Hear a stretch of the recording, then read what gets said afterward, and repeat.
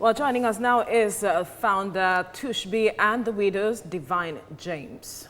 And also in the studio is the member, Christian Widows and Widowers Empowerment or Empowered Initiatives, Beatrice Omomu Yesufu. It's glad to have you both in the studio. Thank you so much. Thank you. All right, so let's start with you, Divine. You have been championing the cause of widows for about 4 years now. Yes, very correct. What is behind this initiative for you? What's the motivation? My grandmother, my late grandmother. I'm not a widow, I'm married, but my grandmother actually inspired me to care for them, because growing up, I was a grandma's girl. So she used to tell me her stories when her husband passed on, things she went through in the hands of her husband's people, and how she has to take care of the kids all by herself. And also growing up, I began to picture myself like, okay, what if it's me? Do I have to go through all this? So along the line, I just said, okay, I think when she passed on in 2015, I just said, okay, what I used to do for her, let me do for other women that I don't know that is going through the same process. They might not have kids who can do this for them. Possibly they have people who can do this, but I just said there are people out there I need to reach out to. And when I first started my foundation, people was like, what is wrong? You're not married, you're not a widow. Started my foundation, people was like, what is wrong? You're not married, you're not a widow. Are you praying to become a widow anytime soon? I said, no, nobody prays for anything to happen to them, but things happen to people. But the earlier we start correcting some things, the better for the younger ones that are coming. Like this year, we are actually channeling a topic that says ends every widowhood rights that violates the woman's Very dignity. good. All right. We'll come back to that to understand that. Beatrice, let me come to you on this. When it comes to the experiences widows go through in our society, what do you think is at the root of the kind of experiences widows go through that we hear? Widowhood in this nation and even all over the world is peculiar to the family from different country or states. The way the Yoruba will see to it is different from the way the Hausa or the Igbo will see to it. But the problem is rise from the day that the man passed on. I came to realize something. When a man died, blame goes back to the wife. But when the wife died, okay, it's not always the same thing. And again, I now came to realize when that happened, it's as if, why not the two of them die? Why should we be the one to lose one of our own? Why is she alive? So the origin based on the culture, the tradition, and the way of belief of the family, especially the couple. I came to realize that a couple that have believe in Christ Jesus or have a root in their belief, their religion, most of them, they are not being disturbed, the wife, as in those that do not have any belief. Discovered that when, this is my year 9 in the journey, I was 34 when I lost my husband. I'm from Kwara State, I married a Edo man. It was not easy at the first stage, the first 6 months. In fact, it was so bad, but God took control because the man I married was a Christian and he was able to put down how he wants things to be done. All right. And you kept up to that. And I maintain that very particular way. All right. Okay, now let's talk about the focus for this year's celebration that you were telling us, which has to do with ending widowhood rights. How do you mean, and what inspired that topic? What inspired the topic is, I have a partner I'm working with. She's the founder of Amana Hope Foundation. She's a widow. So I work with her every year on the charity work, and I also do some donations to the widows. So this year, we said, okay, there are a lot of things women are going through. How do we stop all these rights? Some women will say when their husband passed on, they ask them to shave their pubic hair, they ask them to do this, go and sleep somewhere at about 2 a.m. and all whatnot. And we told her, right, that these things are you know, they're violating women. Well, you know how the role culture plays and how people hold on to the culture. So Yes. are you guys ready to challenge that head on? Yes, we are. Actually, as a matter of fact, we have a 7-point agenda, which we have actually written to House of Assembly to pass it as a bill. So they said we should hold on until the House is fully settled because of the transition from one government, you know, from new to old. So we said, okay, this 7-point agenda, how do we carry it out so that it gets to everybody? Now, the government has a role to play in this. The traditional rulers, they have a role to play in this. Men, women, all age grades, they have a role to play in this. Even the media as well has a role to play in this. Schools, churches, let's channel these things. Let's mobilize more. Yes, we're not saying the idea. that we should abolish our culture or tradition, but we are only saying that anything that makes the girl child feels like, you know, Her rights has been violated. Exactly. Culture evolves, so we should evolve with the As culture. well. Now, the point there is you have a Christian widower empowerment. Is this for Christians alone? Well, actually, it's not for Christian All alone. right, because by the name Christian, it feels It might like keep it's some for, people it's for- off. Exactly, it feels like it's for Christians alone. Actually, it's not for Christian alone. Okay. The group which I started by the grace of God 2017, we are more than 1,000 in that group. I started the group just to get ill myself because, you know, grieving and healing is a gradual process. Yes. How have you helped widows so far? So in far, the journey? in the journey, we have been trying to, you know, get help for them and stabilize their emotions. Some are weak, we visit them. We've had about 5 or 6 programs within last 2 years. We have every July, August, we visit them. Some, they don't visit them. They don't get anybody to visit them. So we go all over Lagos and environment, Ikorodu, Badagry. We went to visit them. We've also do a kind of empowerment for them last year, December, where we gathered widows together. We trained them on different kind of trade and how to export goods. Like now, we have a program that we want to be exporting pepper and other All right. We have to leave it We at have this to leave it point. here now. No more time. But thank you very much, Beatrice Maomi Yesufu, Christian widower empowered initiative. Thank you very much. And thank you, Divine James. Thank you so very much. All right, joining us now is the founder, Tushby and the Widows, Divine James, here with us in the studio. You're welcome. Nice to see you. Great. And also in the studio is a member, Christian Widows and Widowers Empowered Initiative, Beatrice Yesufu. Thank you for joining us. Thanks so much. It's nice to have you both ladies in the studio. All right, let me begin with you, Divine. Now, you have this Tushby and the Widows, and you have been working with a lot of widows. Talk to us about some of the experiences they talk to you about. Well, some of them have talked about how the husband's people try to treat them bad, take all their properties. Like a particular woman said that the very day her husband passed on was the day the husband's brother came and said requesting for house documents and other stuff like car keys and all that. And she was like, my husband just died. His body is still lying down in the mortuary and all you could do is to come for properties and my husband just died. His body is still lying down in the mortuary and all you could do is to come for properties and all whatnot. And then she said that she's not going to release anything. So it became hell for her. She said that for the first time in her life, she saw witchcraft in the physical. Yeah, physical witch.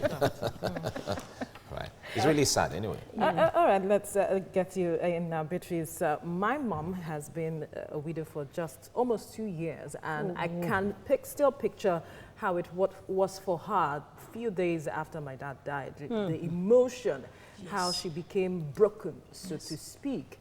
How were you able to gravitate from that and decide to help other women? Actually, it will be like you are still dreaming. That's how I felt at the initial stage. It was as if my husband was soon sure. But a day, another day, you just remember that he's not coming back to this house again. There's a way you feel broken and devastated, especially when you have the husband, the in-laws are not cooperating. Like my own situation also, it was like bring our children first before we can talk about your husband in the mall. Wow. And I was like, how will I bring my children? These are my own children. You can't take my children from me.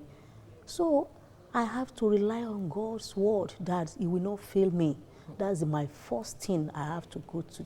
So how have you been able to translate that to help other women? At the first instance, I was looking for who to speak with, but I discovered that it is only those that have passed through that particular stage that can give you a good advice. Some will tell you, run away. So with my experience, I was talking with a lady that her husband died last month, and he told me, Mommy, please, I want to remarry. I say, you don't know what you are doing at this point in time.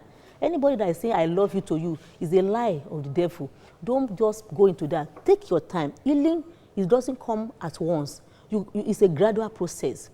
Some things you cannot do some years ago as a widow, you discover that today you are able to have strength. Maybe before I can cry for 4 hours in the night.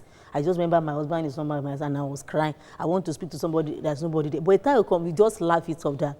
I know that God will strengthen me. Okay, maybe I can speak with so widow that has been on this journey for like 10 years. I can get advice from him, from her.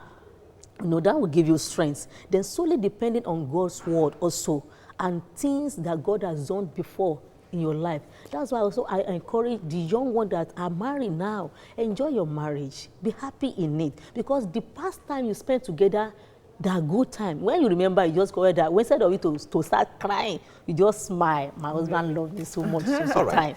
Okay. Yeah. Moving forward now, the point there is instead of living in self-pity and thinking of all the pains and all of those, the reality of life is still there, and everyone knows that one day everyone is still going to face the issue of death, which is a reality.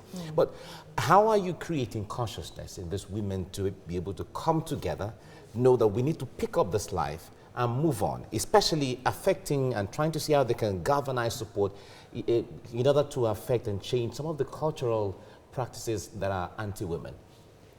You know, like she rightly said that every woman should embrace God. Yeah. One thing I know about most women is they find it very difficult to heal fast. Now, so what we do, like Amana Hope, what we do is we try to have time with these widows. Instead of buying them gifts and giving them food, we take them out, we all have fun, we talk about how we can be successful instead of depending on government, depending on individuals to give them something. We try to encourage them to be strong and move on. This thing, it has happened, there's nothing we can do about it, but you have to be strong. That's why we always encourage them to have something that they can always look up to say, okay, I have this thing, I need to be happy. I have children, I need to be happy and stay alive to take care of them. Personally, what I do for them as Tushbi, I look after their well-being, because it's when you have good health that you will have the confidence to fight. You will have the courage to stand tall and say no. But how about creating network amongst these women, creating consciousness amongst them? Because that is a very strong weapon. In fact, the women have a very strong power to influence anything. Yes, we network. That's why from time to time we have seminars, we have where the women can come, we do business with them. We also loan them money to do businesses, because we have a financial person in our team that gives the widows money to do business and then bring back profit, instead of just sitting down waiting for people to do this for them, do that for them. Now how your initiative, which has to do with Christian Widows and Widowers Empowered Initiative, what exactly does it address when it comes to the issue of widows, and how much support have you garnered from persons? Thank you so much.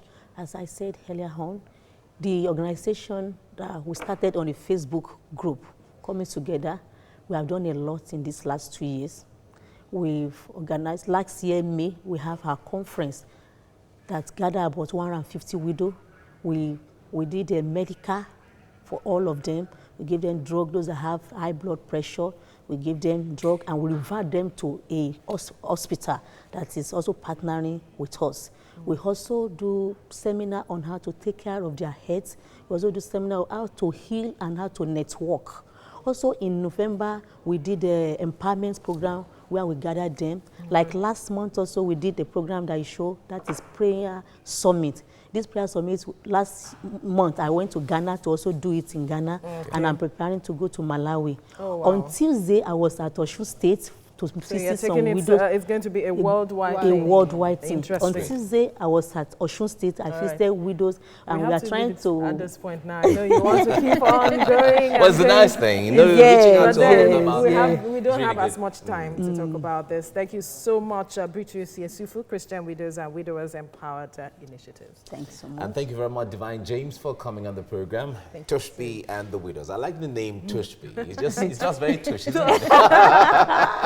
Thank you. All right. Now is the founder, Tushby, and the Widows, Divine James. All right, and we also have here a Christian Widows and Widower Empowered Initiative, Beatrice Yesufu. It's nice to have you ladies in the studio. Thanks for coming. All right, let me start with you, Divine.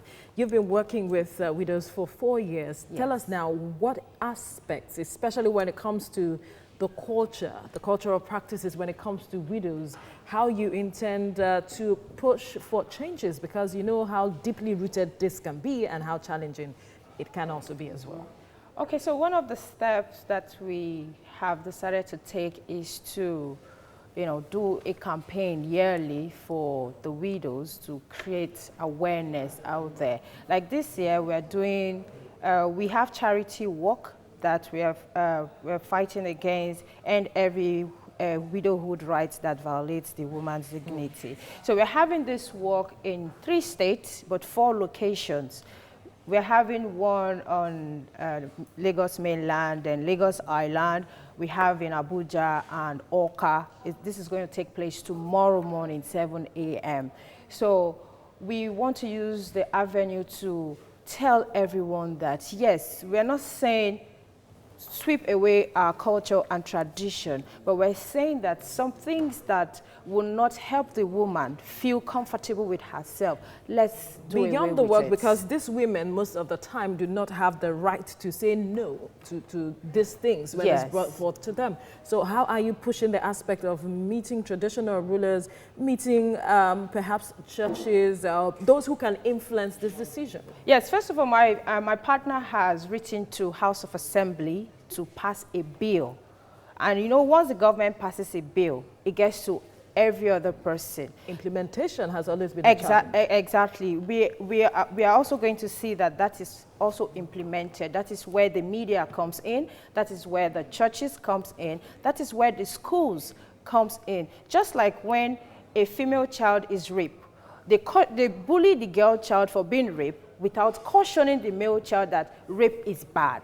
So that is why we are also pushing through schools so that the young people can also be aware that things like this are not proper. All right, we'll come back to you to talk to us about why the 4 locations, what's significant about the 4 locations. But let me come to Beatrice here. Now, the point there is we know that beyond the issues of the law, where the House of Assembly is responsible, or the National Assembly is responsible, things that people talk about around the widows are more of cultural issues. Exactly. And the traditional rulers are mostly directly involved with this. Yes. Is there any way your organization and others are networking to engage with the traditional rulers of traditional institutions to see how there can be modification to some of these traditional practices? Thanks so much, sir. What I believe is that spiritual control the physical. That's the perspective at which I'm coming in. If we pray... In the same way, faith without work is dead? It's not, faith without work is dead. And that's what we are working towards. Gathering people together to pray. And like that program we did, we pray that God, every right that is not giving God glory concerning every woman, even in our nation, in our land, that Lord himself should touch the heart of those people that are in that practice to put an end to it.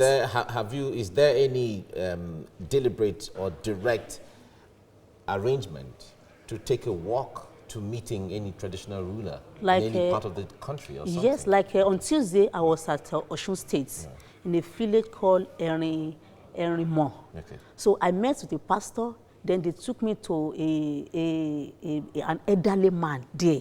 I told them, I'm new in this village. I just came from Lagos. That I want to see to the welfare of the widows. And they took me to the house of some widows there, where we agreed that, okay, they have no work at hand to do, and they are not being taken care of. So what can we do to help them?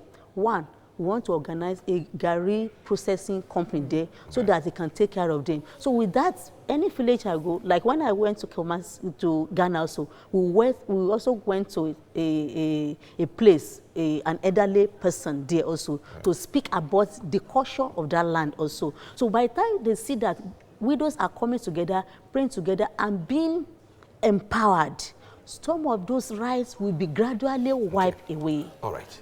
We look forward to greater days ahead. I wish we had a lot of time to talk about all of this, but this is where time can permit us right now. Wow. Beatrice, Omomi, Yusufu, thank you very much for coming on the program. Thanks so much. And Divine James, thank you for your time on TVC Breakfast. Thank you for coming. And we wish you well in what you're doing, and we encourage all of you. Thank you very much. Thanks so much. Thank you.